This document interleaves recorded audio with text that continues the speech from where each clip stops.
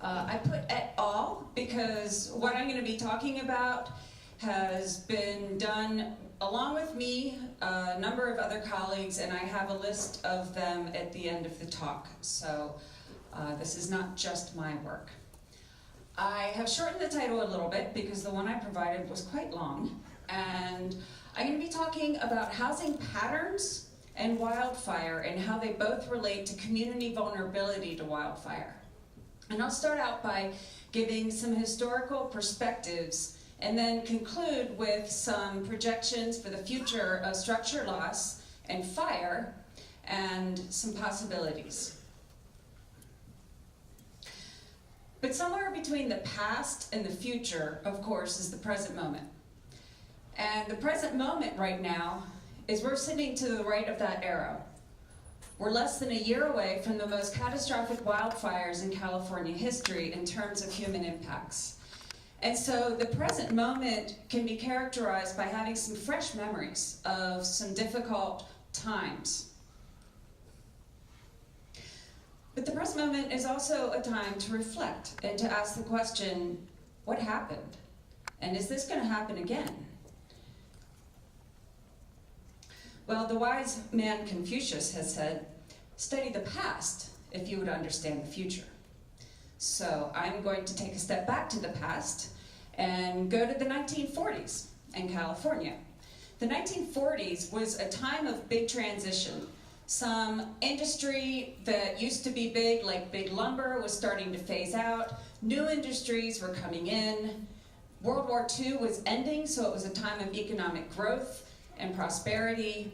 It's also the time of the automobile and the beginning of the freeway system in California. So that by the time we got to the 1950s, Roger Kennedy from the Park Service has said, tens of millions of people broke away from their fire-tamed places and moved to the forest, grasslands, and chaparral-covered slopes where fire often goes wild. So there was a trend to start developing outward into a sprawling type pattern. And why? Well, one was that there was the automobile, so it provided a means to do that. But there were also easy zoning laws, so there were financial incentives to move out from the city, and demographics were changing. Family size was getting smaller, but population was getting larger. And of course, as Alex Krieger had put it, the majority of sprawl in our country is produced by those who are fleeing from sprawl. Do you want to live there, or do you want to go live in a beautiful area out in the country? So this is what the country looked like in 1940. This is a housing density map, and you can see that the lighter to warm colors are on a gradient from lower to high density. I've got our study area here circled in blue. So that's 20 years of change. That's what it looked like in 1960. That's 1980, 2000, okay, and that's what's projected for the year 2030. And what's really interesting about this is that the rate of housing growth has outpaced the rate of population growth substantially. And it's especially the case if you look on the chart on the bottom for lower density non-metropolitan areas. So across the country, there's been a massive increase in low-density development, even faster than population. And so for our study area here, I calculated by decade from 1940 to 2010, the area of low-density housing development and the area of high-density housing development, and I plotted it out. And you can see that this Central Coast area of California has followed the national trends and that low-density development has increased substantially, whereas high-density development increased also, but it has started to taper off a little bit. But low-density development seems to be on a continuing upward path. Okay, so, well, that's interesting, but how does this relate to wildfire? And this has been a question of ongoing research with me and my colleagues for the last decade or so. And we're asking the question, why do some homes burn in wildfires and others don't? And there's many reasons, and we'll be talking about them today. But today I'm focusing largely on land use patterns. And I'm going to show some findings that we've done looking at houses that were destroyed in the past and asking why. And then I'm going to show you some projections of a project that I'm working on right now into the future. And I have some co-authors here in the audience. David Ackerley, John Keeley, and Aaron Conlisk are all here. So before I start, we've talked about the wild and urban interface yesterday. We'll be talking about it more today. But I'd like to formally define it for those of you who don't know. It is defined as the area where houses meet or intermingle with wildland vegetation. And there are two different kinds. There's interface, where it's a higher density development where the houses go right up against wildland development. And there's intermix, which is a lower density intermix between the houses and the wildland vegetation. And it matters because the WUI, as we call it, is used as a basis for policy and management decisions. So this is a map of the WUI in California. The yellow stripped areas are the interface. The orange areas are the intermix. And it's a basis for policy and management largely because it's believed that this is where most fires occur and where most fire losses occur. And so I put in the most recent 30 years of fire perimeters over top, and it certainly looks like that's where a lot of the fires are happening. But we asked the question, is it really so? And to do that, we have to look at actually two different things. So is the WUI where most fires happen? Well, do certain development patterns and location influence patterns of wildfire? And in turn, does wildfire affect developments at certain patterns or locations more than others? And the other important question is, okay, so if it does, are the findings generalizable? Because as we talked about yesterday, different areas have different fire regimes that are formed based on geographical variability. So the climate, vegetation, topography of a region results in having a different fire regime. Okay, so for the first part, does housing affect wildfire patterns? Well, we've talked about already, humans in California cause more than 95% of the fire, particularly along the coast. So it makes sense that most fires start near where there's development. And this is the Santa Monica Mountains. The red points are ignition locations, and you can see they happen largely around roads and developed areas. But does that mean that more people, therefore, always means more fire on the landscape because humans cause all the fires? And some other research shows that up to a point, yes, that's true. But actually, when you get to a really high level of human presence, the relationship starts to go downward, so that you have most of the fires at this sort of low to intermediate density of human presence. And we found this for California, as well as other Mediterranean regions around the world, and some other researchers have started to identify this similar relationship in other studies. So, why? Well, we think it's because if you look at housing density that's going along here, if you have really low housing density, you don't have a lot of people to cause fires. And this, of course, is in a region where most of the fires are caused by humans. If you have really high housing density, you have a lot of people to start fires, but you don't have as much fuel because you have a lot of development. You also probably have faster access to suppression resources. So this is why we think that it's somewhere in the middle where there's enough people to start fires and there's enough fuel and continuous fuel to spread fires where fires are most frequent. Okay, so it does appear that development patterns and location may influence wildfire patterns, but then how does wildfire impact depending on the location or pattern of your house? And the first thing I'd like to mention, this is the Santa Monica Mountains. It's a classic example of a place where locations, some areas are more fire prone than others. This has a Santa Ana wind corridor, Malibu Canyon, and within the same period of time, you can have 12 fires happening in this area while there are 0 to 1 fires happening in another area. So some locations are just more fire prone than others, and you can see this is looking at destroyed homes in red versus undestroyed homes in blue since the year 2000, and most of the destroyed structures happen in this same area where most of the fires are happening. It's pretty, logical. Okay, well, what about the pattern? We've done studies in 2 study areas in Southern California. This is a map of San Diego County. Again, red areas are houses that have been destroyed, blue are houses unburned. And we found that in both regions, the arrangement and location of housing was the most significant factor to influence whether or not a home was destroyed in a fire. And the patterns are low density, small isolated clusters of development, and being close to the edge or the perimeter of the development. And we compared housing density and location to a whole range of other factors that also influence whether a structure is likely to be destroyed. And the pattern came out as most important by far than anything else.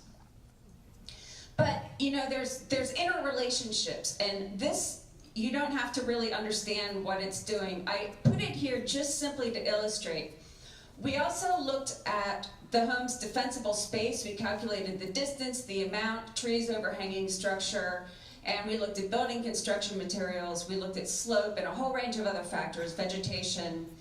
And the way it turned out is that at the top, the landscape factor of where your home is located, or the pattern, is the thing that determines more than anything else whether the home is likely to be destroyed. But after that, other factors come into play. So for example, if you have really high density housing, then the next factor that's most important is the age of construction of your home. On the flip side, if you're in really low density housing, then defensible space comes into play. And I know that we're going to be talking about these kinds of things later today, but I would like to also mention we did some empirical work looking at the effective distance of defensible space and how likely it is to protect your home during a wildfire. And we found that there is significant protective benefit, but it only goes out to about 100 feet. And anything more than that does not provide significant additional protection and could actually increase the risk depending on what you do. So if you clear vegetation that has a higher fuel moisture content in favor of grasses that aren't then irrigated, you then create a highly ignitable landscape. Okay, now the next question is, okay, that's Southern California, but are these patterns generalizable? And my colleagues from the University of Wisconsin and I have done studies where we looked at, for example, smaller neighborhoods in Colorado. We looked at regions across the entire United States and found that consistently the arrangement and location of homes were the most significant factors affecting whether or not a structure was going to be destroyed in a fire. All the time it was more important than vegetation variables, but topography was also very important. So, the elevation or slope, the heterogeneity of the terrain in your region was important. But there was regional variation, particularly in how the pattern affects structure loss and other variables that combine to influence structure loss. But in general, there is a pattern in that low housing density and small isolated clusters of development were the riskiest. But once a fire hits a cluster of development, and if it has really high density, the relationship can reverse, so that high density then becomes a risk factor. And of course, this is what happened in the Tubbs fire. It was a large fire, and there were many homes that were destroyed, but when it hit Coffey Park, there were 1,000 structures destroyed in a very small area. And a colleague of mine, her name didn't show up, oh yes it did, Anu Kramer at University of Wisconsin has done some interesting work looking at the Tubbs fire, and she compared all California wildfires as well as the 10 most destructive California fires, and looked at where they occurred, and she compared that to the Tubbs. And so historically, the percent of total destruction of homes has most often happened in interface and intermixed WUI or in rural areas. And the Tubbs fire was relatively uncommon, in which it also occurred, there was also a lot of wildland urban interface there, but it had a high proportion of non-WUI urban areas that burned. I'm also doing current work with David and Aaron and others, where we're looking at 3 different study areas in California, and we are looking at destroyed structures since the year 2000 until now, comparing that with other structures, all the structures across the landscape, and calculated what is the mean housing density in destroyed structures, where are the most structures destroyed, and what is the mean housing density overall. And consistently we find that it's in these low density areas. I have here, this is the North Coast area, the wine country area, before and after the 2017 fires. So the housing density, mean housing density of destroyed structures increased, but it's still substantially lower than overall housing density. And you can also look at this as a distribution. So this is going from low to high housing density. Here's the percentage of destroyed structures. Here's the percentage of all structures. And you kind of see this flip pattern in which destroyed structures happen along the lower density areas, and generally most structures happen in higher density areas. Okay, so summarizing the historical patterns. Is the WUI where most fire losses and fires occur? And from the research we've done so far, it appears that yes, development pattern and location do influence the pattern and frequency of wildfires, which in turn affect structure losses at certain patterns and locations. Fire frequency tends to be highest at intermediate housing density, and housing pattern and location consistently are the most important factors explaining whether or not a home is going to be destroyed by a fire. There are regional differences, however, so it's really important to not have a one-size-fits-all strategy, to look at each certain region to figure out exactly what is the pattern and what are the other variables that present the highest fire risk. But consistently, across the US and otherwise, most of the time it's low housing density in small isolated clusters of development and near the edge of a structure. But once a structure is exposed to wildfire, high housing density can have a flip effect and lead to building fire spread. And that's where building construction materials become really important, as well as other home interactions. And of course, I just need to re-emphasize that this is part of a larger picture. There's a lot of reasons why structures are likely to burn.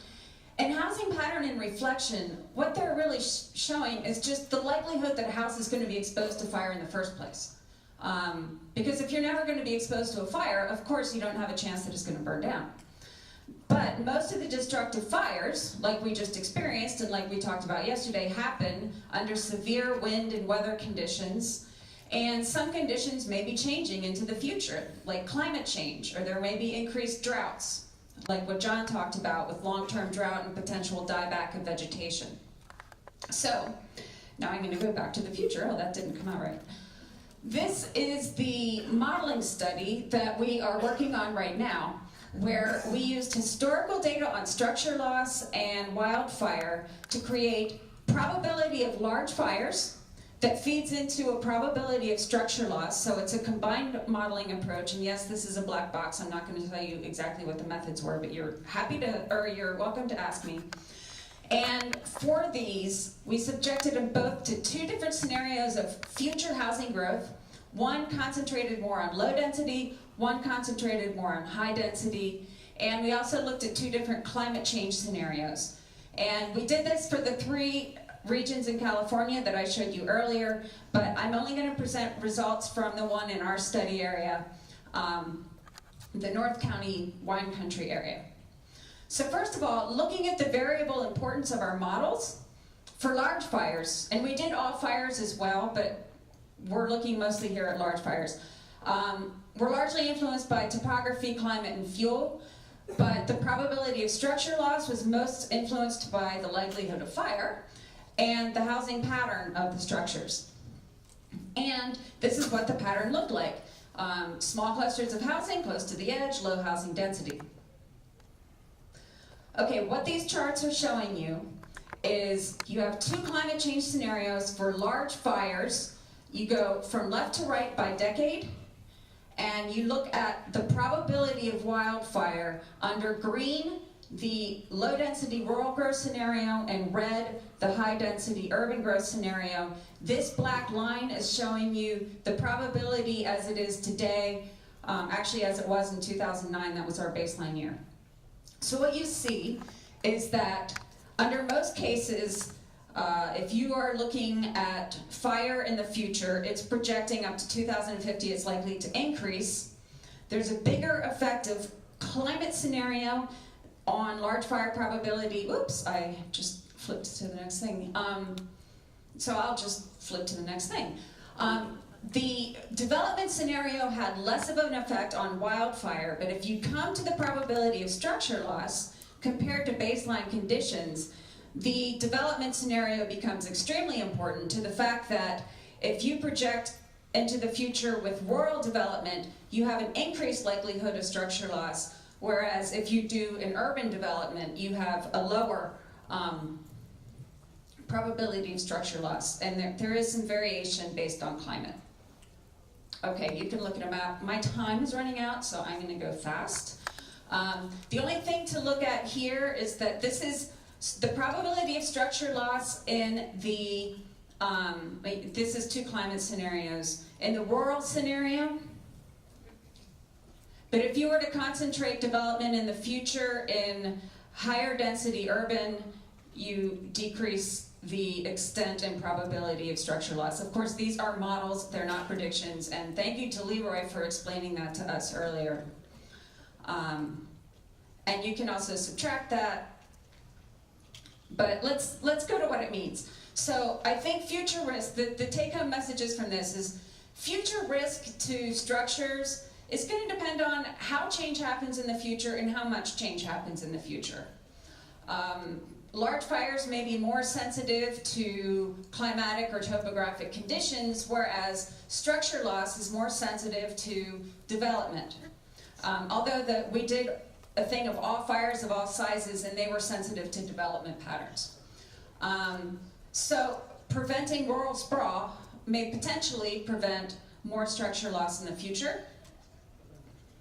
And what will the future look like? Well, remember what Confucius said. And I'm running out of time, but this is also by my colleague Anu, who, this is basically just showing that for some reason, housing growth happens disproportionately higher in areas where fires have occurred, particularly in the Tubbs fire, if you compare that to housing growth in general across the state. So there's something about fire locations that's really appealing for people to put their houses. And there's probably going to be more growth. And there's going to be more growth in the Bay Area. And so what's next? We've obviously seen a trend of increasing losses, but armed with an understanding of the past, we have the tools to create the future. And that's it.